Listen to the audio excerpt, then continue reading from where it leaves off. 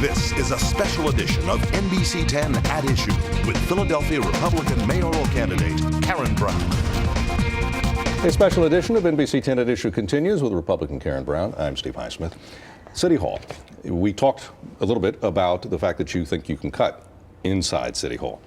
Give me a percentage. I mean, how much can you cut? Well, I believe the mayor's office should be cut by half. And I believe the council offices should have no more than 4 to 5 people in them. 12 people, 8 people, way too many people. What about other offices like LNI? All the row offices. We got to start with the row offices and work our way down. 311 would be gone. You know, I just don't think we have the luxury of having an office like that in this budget. I believe that we need to clear up some of the empty spaces that we have in City Hall. We have a lot of two-suite council people. We need to put them in one and rent out some of those suites. We rent them out to the newscasters and to the reporters so that they don't have to park their trucks all around City Hall and actually have a place to be in there. You know, we'd make money by renting it. I believe the way to balance our budget, though, is create jobs here. And I know they say there are no jobs, but I've been in Harrisburg. I've talked to the state reps, and I've heard about Southport, why it's not here, why we haven't lobbied for it. We need to get it here. Southport would be a super cargo site down in the Navy Yard, which would generate 100,000 initial jobs and 10,000 permanent. But what we've seen in this recession over the last few years, we have seen development of the Navy Yard properties. We've had Urban Outfitters and other people move into there. You've seen plans move forward about the Delaware Avenue corridor. There is the Mormon Temple being built. There are different projects, North Philadelphia, the opera company's moving up there. So you're seeing different projects despite these times. You're saying that, what, that would have happened anyway, or that he gets no credit for that, or the administration gets no credit for that? No, I just think that they were in place before he even got in, and he's just following through. And it's great that he is. But I think he needed to develop his own. You know, when Rendell was in, he developed his own. He did the Avenue of the Arts. He did University City. I don't see something that Nutter himself has done. He's kind of taken what somebody else has done and just continued it. If it had been me, I would have developed from the Divine Hotel right into City Hall and from City Hall right into the stadiums. Right. I would have developed the rest of Broad Street. We have another concerned citizen who's weighing in, and she's weighing in about the libraries, asking, do you have a plan to rebuild the library system? It's from Terry. I think, you know, the Central Library is beautiful, but the neighborhood libraries are falling apart.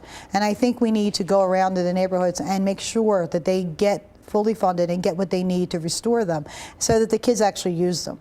We have to find places for these kids. If it's not the library, it needs to be a sports arena. It needs to be somewhere. But the libraries are essential because our education is failing in this country. But is the old library the future? In other words, as you know, in schools today, you were a teacher, but today a lot of handouts, a lot of laptops or whatever.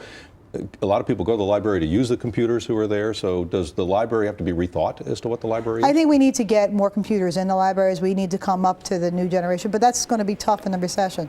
But if we could just keep them fully funded, make sure that they have books that are not older than me on the shelves, and actual books that the kids want to read, and actually have books that could be in cassettes or on DVDs or whatever, just so that the kids are able to read. We need to get our kids reading. Are you a Tea Partier?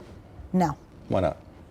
I'm conservative. I'm fiscally conservative, but I'm socially liberal, so I don't think the Tea Party would want me. I'm sort of, I kind of fit between both parties, Republicans and Democrats, because I am very socially liberal, which makes me more Democrat than Republican, but I am more fiscally conservative than a Democrat would be, so I'm more Republican in that respect. Do you have the backing of anybody whose names we would recognize who have been in high elected office before or close to it? John Street came out and endorsed me, and I have some other people that have been advising me, like Sam Katz and Aaron Feinstein and Brett Mendel and Matt Wolf. So I've gotten a lot of prominent people that have been behind the scenes in politics, and John Street, who's actually been a mayor. And you know, I've had conversations with a lot of the House of Representatives and all the congressmen in Washington. So I've been around, I've asked questions. I didn't take this lightly, and I did, like it.